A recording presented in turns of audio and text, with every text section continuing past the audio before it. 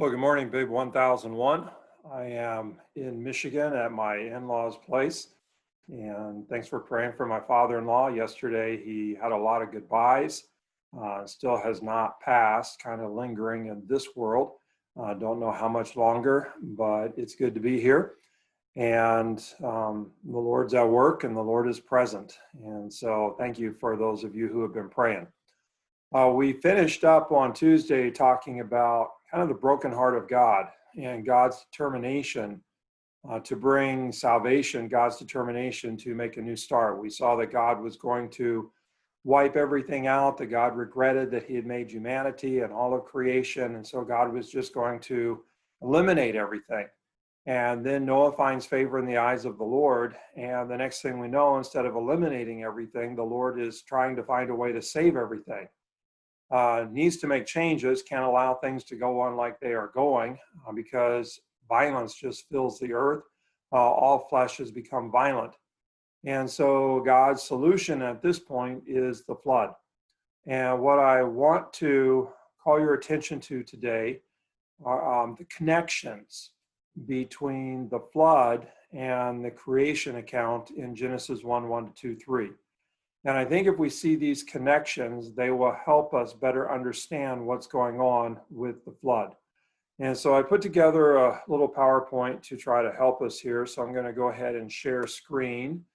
And you should see now a PowerPoint entitled The Flood in Genesis 1:1-2:3. Let's see if I can get this. There we go.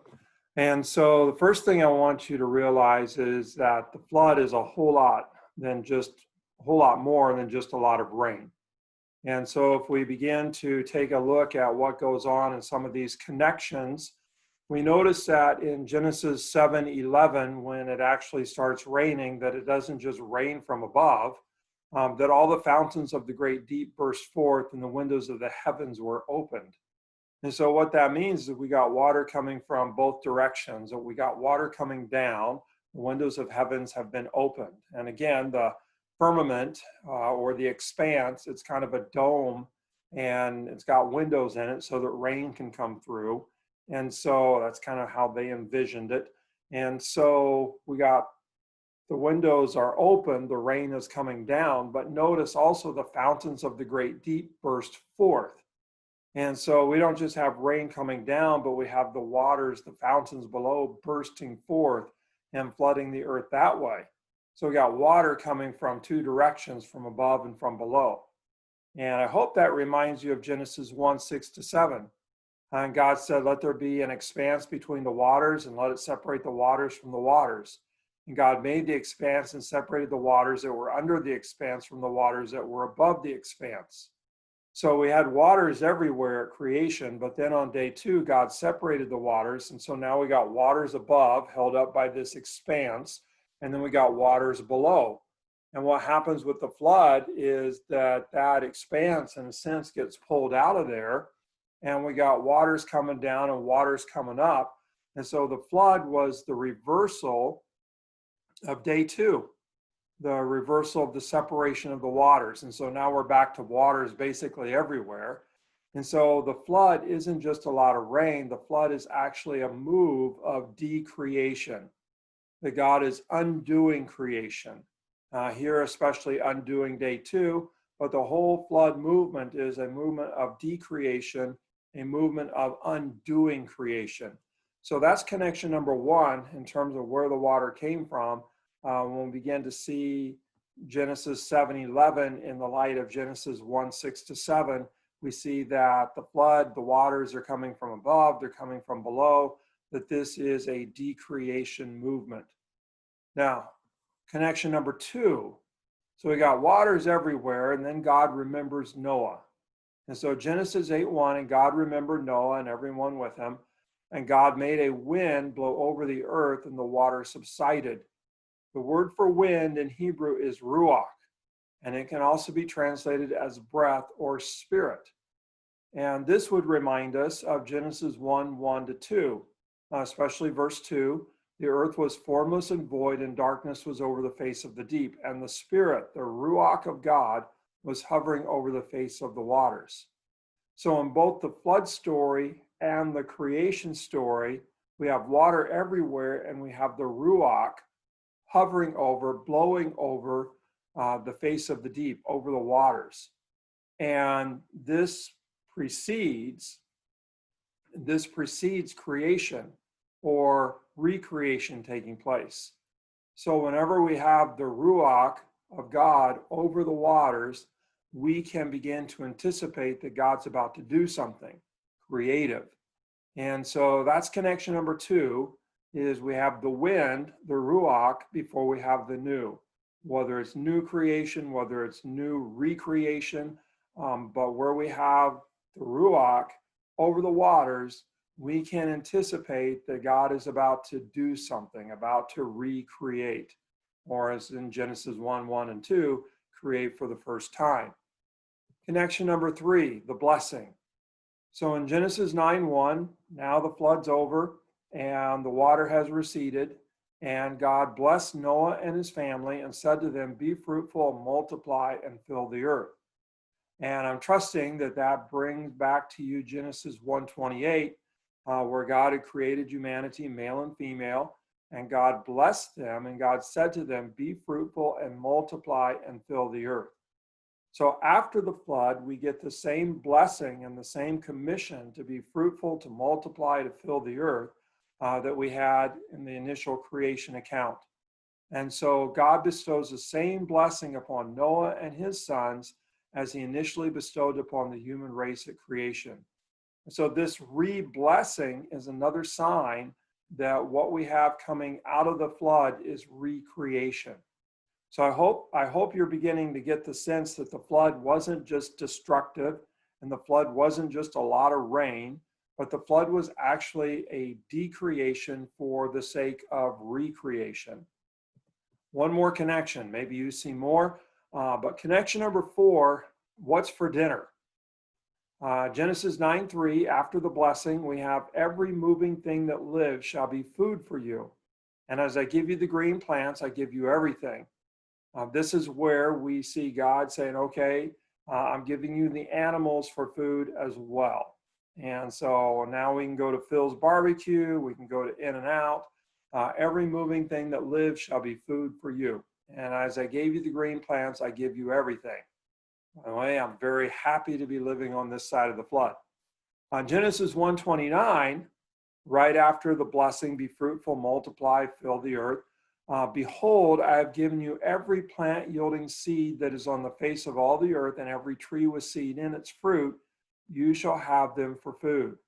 And so the food provision at creation, and now recreation, again, the food provision. So this parallel further calls attention to how we should understand the flood. That it's not just God getting angry and wiping everything out. And it's not just, well, there happened to be a lot of rain in the forecast that day and God let Noah know it. No, that it really is a story of decreation for the sake of recreation. The living require food, God provides. And the parallel statement of re-provision further implies that the flood is a recreation event. So I hope you're getting that. And these are a couple of kind of major things that we need to take away from the flood. First, that the flood is more than just a flood, that it is an event, and I've said it and I'll keep saying it, it is an event of decreation for the sake of recreation. That God is bringing an ending for the sake of a new beginning. But we notice that it's not a complete ending because he still has Noah and his family and 2 of all the animals. And so the endings that God brings are always designed to take kind of a remnant, if you will, and recreate through that remnant and re-bless through that remnant. So decreation for the sake of recreation. And this is a pattern that we are going to see happen over and over and over throughout the Old Testament. And if we went into the New Testament, we would see it happening there. That God brings judgment for the sake of salvation, for the sake of restoration. Okay, second thing that we see as we think about the flood, that the flood is a revelation event. And by that I mean, through the flood, we begin to see God more clearly. We see that God is determined to redeem and to restore fallen creation. That rather than simply annihilating it and making something, that's unconnected from creation, or even deciding, that didn't turn out well, I'm never going to create again. What we see in this is God's determination to redeem and restore fallen creation. Now, does God bring judgment upon it? Yes. Does God undo it? Yes. But instead of just being done with it and walking away from it, what we see is that God is going to find a way to redeem and restore that which was fallen. And so again, this is showing us something very significant about God's character, about God's ways, just about the kind of God that God is. Now, we could go a little bit further and think about this in terms of, okay, what does the flood accomplish? Who comes out of the flood changed? And this is a little bit surprising, that what we discover before the flood in Genesis 6:5 is that humanity is inclined to evil all the time. And what we discover after the flood in Genesis 8:21 is that humanity is still inclined towards evil all the time. And so the flood doesn't really change the human race. Before the flood, inclined to evil. After the flood, still inclined to evil. So I know you're thinking, okay, well then why the mess of the flood if humanity's not changed? Well, I don't know, but God comes out of the flood different. God comes out of the flood determined to never do it again. And he even hangs up his bow. And so God went to great lengths to decreate in order to recreate. And at some level, it was so costly to God that God just says, I'm not doing it that way. And maybe God saw that it was still ineffective. I don't know. Don't know what to do with this.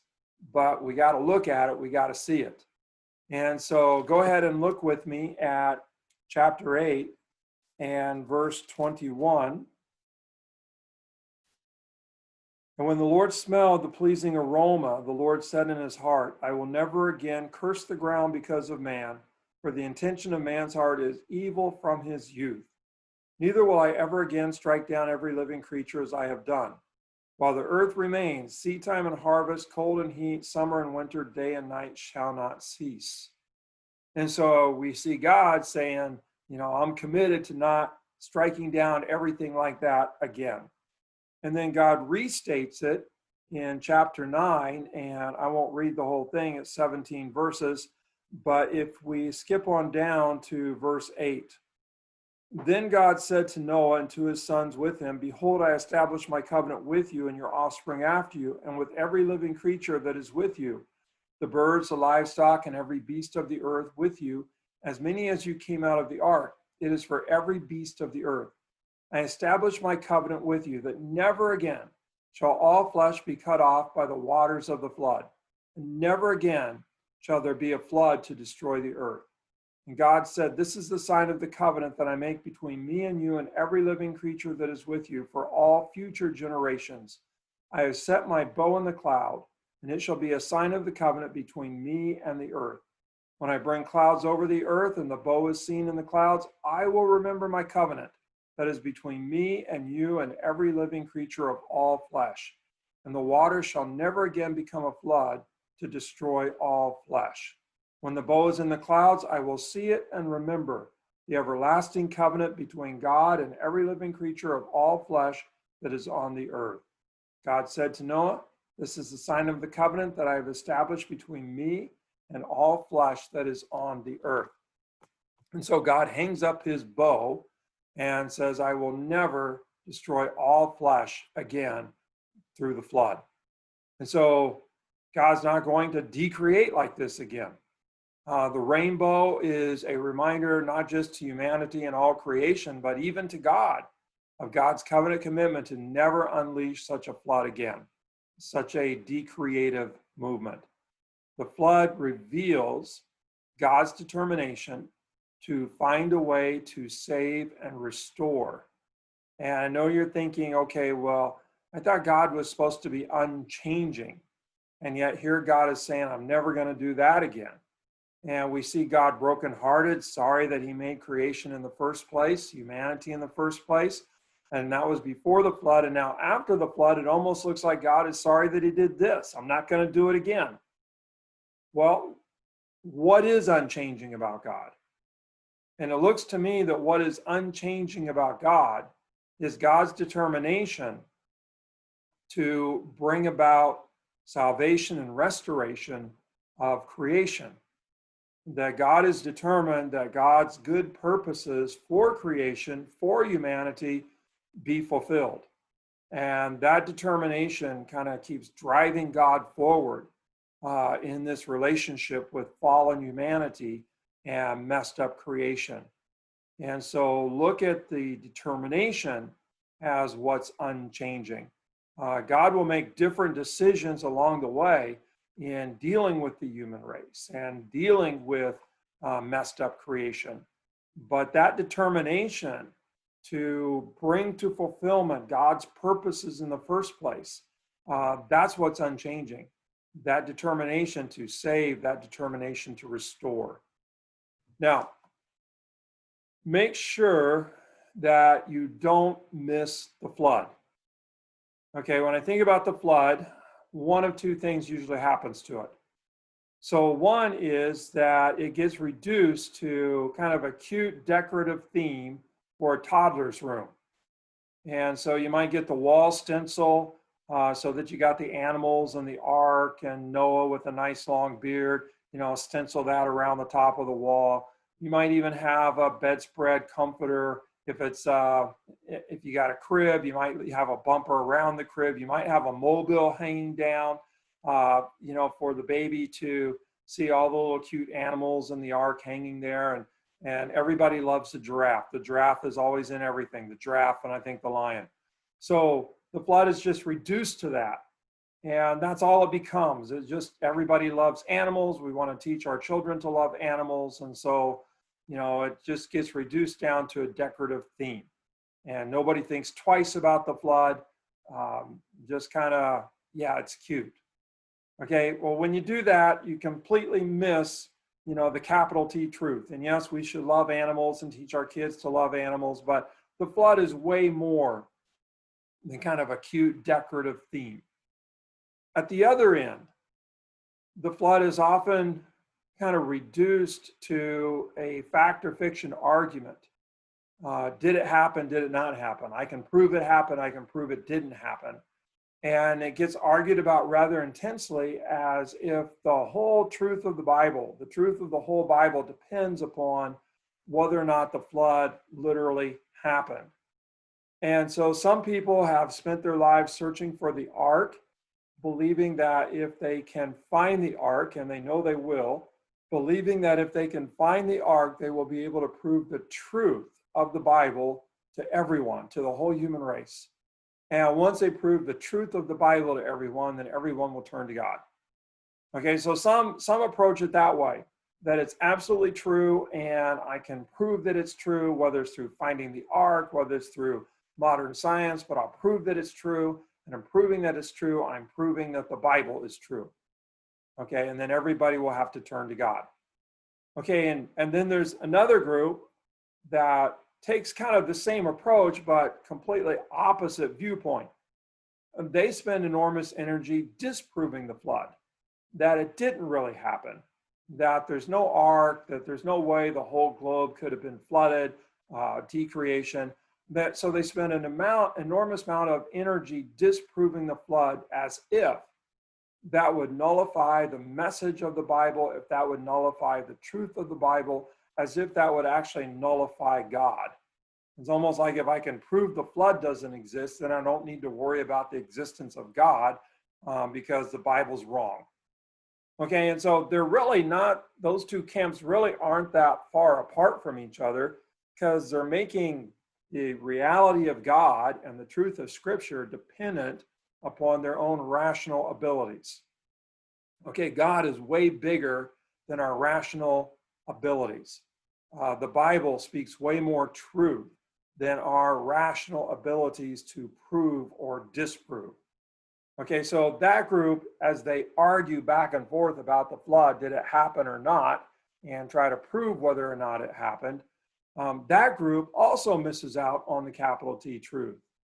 And so my goal for us is that whatever position you take on the flood, whether you want to take it as historically, literally, this is exactly what happened, whether you take it more in terms of mythical, revealing some type of reality, whatever, however you take it in that wide spectrum of things. My concern is that you don't reduce or dismiss the revelation of the flood, that you don't miss kind of the capital T truth that is revealed about God in the flood. And what we see revealed about God in the flood is God's connectedness to the human race, God's connectedness to creation. And so that God grieves when it's broken. And then we see God's determination to not simply be done with it, walk away from it, let it self-destruct or destroy it. What we see is God's determination to save and to restore. That God's not going to simply throw it away. God's going to find a way to undo whatever's wrong and to make it new. And so we see this pattern being revealed of decreation and recreation. And that is the flood event. God decreating for the sake of recreating, because of God's determination to save and restore, because of God's deep connection, yes, love for creation, in particular for the human race. What this does is it leans us way forward into what's going to happen with the people of Israel, and leans us even further forward into what's going to happen with Jesus. That God gives his son to be, quote unquote, decreated on the cross in order to be resurrected and made new and usher in new creation. And through Jesus, through God's determination to save and restore, willing to pay the cost of giving his own son to bring that about, that through that, we too can be made new, and we can participate in this new creation, and we receive the hope through Christ of resurrection. So that's what I got on the flood, and don't miss the flood. And make sure you see the connections between the flood and Genesis 1:1 to 2:3. Those connections help us to recognize how we should understand the flood as a story of decreation and recreation. And again, don't miss, God's heart in the flood. The broken heart, the newly resolved heart, the heart determined to bring about God's good purpose for creation, the heart determined to save and to restore, to decreate for the sake of recreation. Well, that's the flood, and got one more kind of mini lecture for you. We're going to jump to the Tower of Babel, and so let me end this one and get reset up, and we'll meet at Babel.